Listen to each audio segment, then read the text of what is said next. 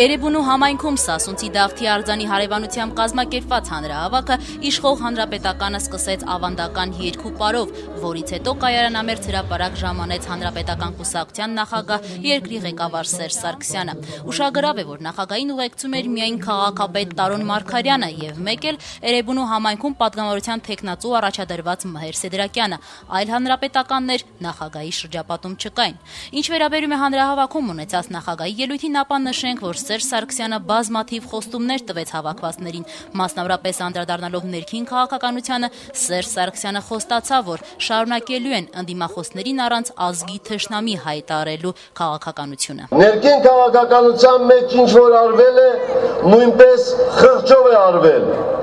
Ամենակարևորն այստեղ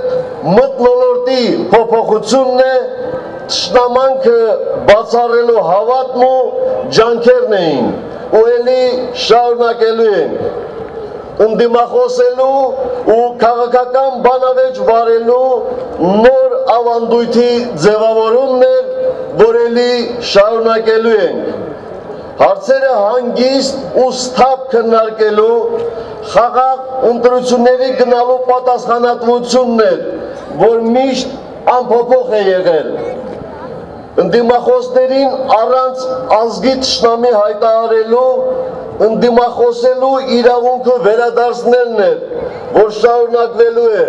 որովհետև ընդդիմությունը իշխանությունների զգաստության եւ զգոնության պայմանն է։ Ես չեմ ասում, թե որևէ քննադատություն ինձ դուր է գալիս։ Ձեզնից որևէ մեկին էլ դուր չի գալիս, երբ որ քննադատում են,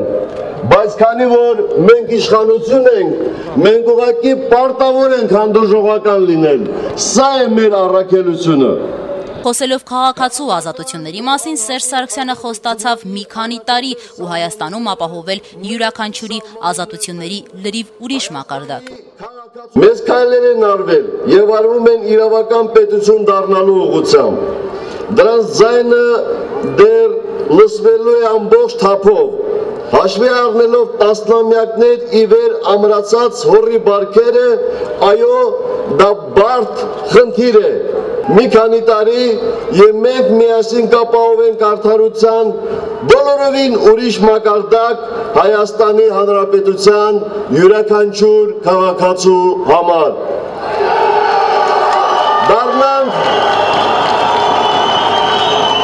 Անդրադառնալով Հայաստանի արտաքին քաղաքականությանը, Սերժ Սարգսյանը կրկին խոստացավ մի քանի տարում բարձրացնել Հայաստանի վարկն ամբողջ աշխարհում։ Ինչ վերաբերում է տնտեսությանն, ապա Սերժ Սարգսյանը նշեց, թե իրենց հաջողվել է դիմակայել ճգնաժամի հարվածներին եւ երկիրը զերծ պահել այն ցնցումներից, որոնք տեղի ունեցան եվրոպական մի շարք երկրներում։ Բայց մեզ չհաջողվեց ապահովել այնպիսի տնտեսական աճ, որ էապես զգալի եւ շոշափելի լիներ բնակչության լայն խավերի համար։ Իսկ այսօր արդեն կարող ենք նոր բազմահազար աշխատատեղեր ստեղծելու նպատակը արդյունավետ իրականացնել։ Պարզ ասեմ, անկեղծորեն ասեմ, մենք շունչ քաշելու ժամանակ չենք ունեցել, բայց հիմա ունենք։ Մի քանի տարի եւ մենք միասին կապահովենք աճող տնտեսության ուղղակի ազդեցության էական ավելացում յուրաքանչյուրի բարեկեցության վրա։ Սերժ Սարգսյանը խոստումներ տվեց նաև բնապահպանության ոլորտի հետ կապված, մասնավորապես նշեց, որ փոխում են սլաքները եւ ասում, տնտեսական առաջնահերթությունները առաջնային չեն Երևանի նկարագիրը պահելու խնդրի հանդեպ։ Ու այստեղ ես ձեզ խոստանում եմ, այսուհետև այդպես չի լինելու։ Ավելին, մենք օրենքով բացառելու ենք Երևանի կենտրոնի որևէ կառուցապատում, եթե այն չի պատշաճում մայրաքաղաքի ճարտարապետությանը։